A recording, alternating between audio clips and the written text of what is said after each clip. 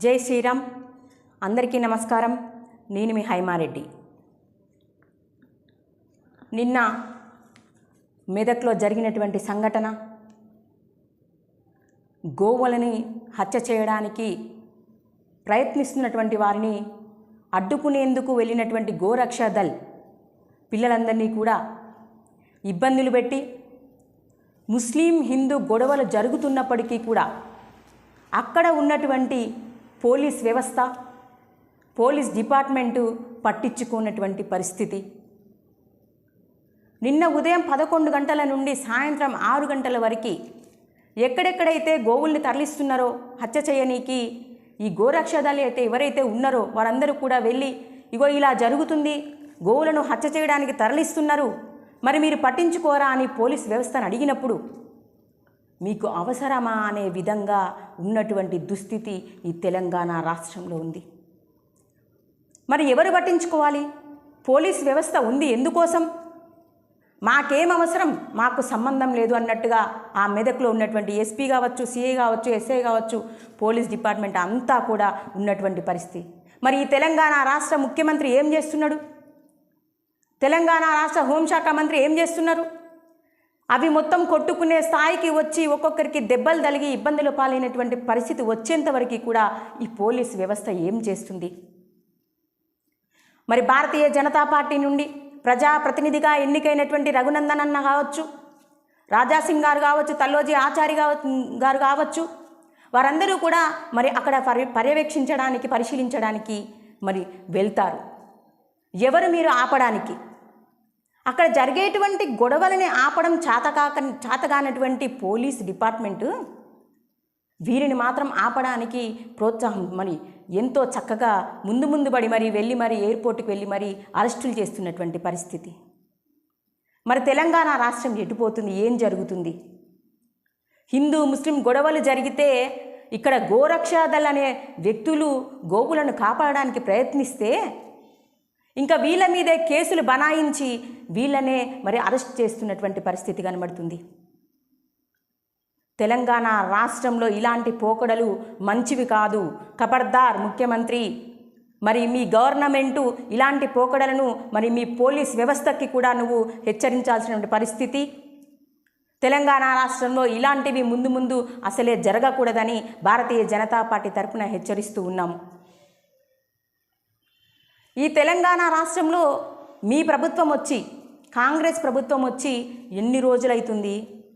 నువ్వు చెప్పినటువంటి హామీలు ఏమీ కూడా నెరవేర్చకపోగా తెలంగాణ రాష్ట్రాన్ని గాలికి వదిలేసినటువంటి పరిస్థితి. ఎలక్షన్ల వరకు నువ్వు ఇచ్చినటువంటి హామీ ఏ ఒక్కటైనా, సంక్షేమ పథకాలు ఏ ఒక్కటైనా నెరవేర్చావా? ఆశా వర్కర్లు నిన్న డిఎంఈ ఆఫీస్ని ముట్టడి చేసిరు.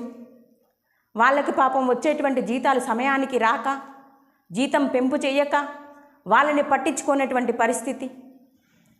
ఇక తెలంగాణ రాష్ట్రంలో గవర్నమెంట్ స్కూల్లో విషయానికి వస్తే, గవర్నమెంట్ స్కూల్లో చదువుతున్నటువంటి విద్యార్థులతోటి నీ కాంగ్రెస్ ఎమ్మెల్యేలు ఫ్లెక్సీలు కట్టిస్తున్నటువంటి పరిస్థితి. ఇదేనా మనం విద్యార్థులకు నేర్పించే విధానం? ఇదేనా బడిబాట ప్రగతి? మరి ఇసుక దందాలు, మట్టి దందాలు జరుగుతున్నాయి హన్మకొండ ఏరియాలో. ఎవరు? కాంగ్రెస్ నాయకుల ప్రోత్సాహంతో జరుగుతున్నటువంటి ఇసుక దందా, మట్టి దందా. ఇంతకుముందు గత ప్రభుత్వమైనటువంటి బీఆర్ఎస్ ప్రభుత్వము, గత ముఖ్యమంత్రి అయినటువంటి కేసీఆర్ సమక్షంలో కూడా ఎన్నో రకాల దందాలు, ఇసుక దందాలు, గ్రనైట్ దందాలు, మాఫియా దందా అంటూ ఎన్నో జరిగినాయి. నువ్వు కూడా అదే వైఖరి, అదే మార్గాన్ని ఎంచుకుంటున్నావు కదా. ప్రజలందరూ నమ్మకంతో నిన్ను ఓట్లు వేసి ఈనాడు కాంగ్రెస్ ప్రభుత్వాన్ని తీసుకొస్తే నువ్వు ఇచ్చినటువంటి హామీలన్నీ కూడా మర్చిపోయి నీ నాయకులు దందా మొదలుపెట్టినటువంటి పరిస్థితి. ఇక నీ ఏరియా విషయానికే వస్తే, నీ ఏరియాలో ఉన్నటువంటి రైతులు ధాన్యం కొనుగోలు చేయక, రైతు రుణమాఫీ లేక, రైతులకు ఇచ్చినటువంటి హామీలు నెరవేర్చక, రైతు కూలీలకు 500, 12,000 రూపాయలు ఇస్తానన్న మాటలు మరిచిపోయి రైతులకి మరి నకిలీ విత్తనాలు, నకిలీ ఎరువులు అందిస్తున్నటువంటి పరిస్థితి నీ నియోజకవర్గంలోనే ఉంది రేవంత్ రెడ్డి గారు. ఒకసారి చూసుకోండి. తెలంగాణ రాష్ట్రంలో రైతులందరూ అనుకున్నారు మా బతుకులు బాగుపడతాయి ప్రభుత్వం అన్నా మారిస్తే అని.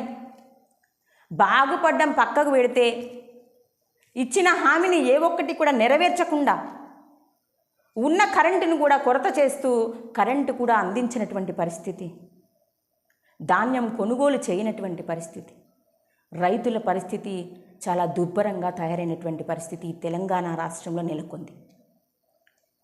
మరి నువ్వు ఇచ్చినటువంటి 6 హామీలు ఎటువై 6 హామీలు, ఎంపీ ఎలక్షన్లలో ఇంకా కొన్ని హామీలు కలిపి మేము నిరుద్యోగులకు సాయం చేస్తాం, నిరుద్యోగుల కోసం గ్రూప్ 1, గ్రూప్ 2, గ్రూప్ 3 నోటిఫికేషన్లు వేస్తాం, ఉద్యోగాలు ఇస్తామంటివి. మహిళలకి 2500 రూపాయలు మహాలక్ష్మి పథకం కింద ఇస్తానంటివి. నువ్వు వృద్ధులకి వృద్ధాప్య పెన్షన్లు ఇస్తానంటివి, నిరుద్యోగులకు నిరుద్యోగ వృత్తి ఇస్తానంటివి. ఏమైపోయినాయి అవన్నీ హామీలు అని అడుగుతున్నా. రేవంత్ రెడ్డి గారి ప్రభుత్వము గవర్నమెంటు ఓన్లీ మాటల ప్రభుత్వమే తప్ప చేతుల ప్రభుత్వం కాదు అనేది మీరు కూడా నిరూపించుకున్నటువంటి పరిస్థితి తెలంగాణ రాష్ట్రంలో నెలకొంది. గత ప్రభుత్వమైనటువంటి బీఆర్ఎస్ ప్రభుత్వం తెలంగాణ రాష్ట్రాన్ని మొత్తం నాశనం పాలు చేసి, అప్పుల పాలు చేసి, లక్షల కోట్ల రూపాయల అప్పులు చేసి, ప్రజలందరి రక్తాన్ని పీల్చి పిప్పు చేసి వాళ్ళు వెళ్ళిపోతే మీరు కూడా ఏ విధంగా దందాలు చేయాలి, ఏ విధంగా పైసలు దండుకొని ప్రజలకి మరి నాశనం చేయాలి అనే విధానమే కనబడుతుంది తప్ప ప్రజలను నమ్మి ఓటు వేశారు, ప్రజలకు ఇచ్చినటువంటి హామీలను మనం నిలబెట్టుకుందాము, ప్రజలకు ఏ విధంగా పాటుపడదాం తోడ్పడదాం అనే విషయాన్ని మర్చిపోతున్నటువంటి ప్రభుత్వము ఈ తెలంగాణ రాష్ట్ర ప్రభుత్వం. ఖబర్దార్ రేవంత్ రెడ్డి, మెదక్లో జరిగినటువంటి సంఘటనలే కావచ్చు, నువ్వు ఇచ్చినటువంటి హామీలు నెరవేర్చకపోవడమే కావచ్చు, తెలంగాణ రాష్ట్రాన్ని నేను ఏలుతానని చెప్పి, నేను మంచి చేస్తా అని చెప్పి, బాగు చేస్తా అని, బంగారు తెలంగాణ చేస్తానని చెప్పి ఏ రకంగా కూడా పట్టించుకునేటువంటి పరిస్థితిని వదిలేసి తెలంగాణ రాష్ట్ర బాగోగు కోసం, ప్రజల భవిష్యత్తు కోసం మరి ఏదో ఒకటి చేయాలని డిమాండ్ చేస్తూ మరి భారత్ మాతాకి జై. అందరికీ నమస్కారం.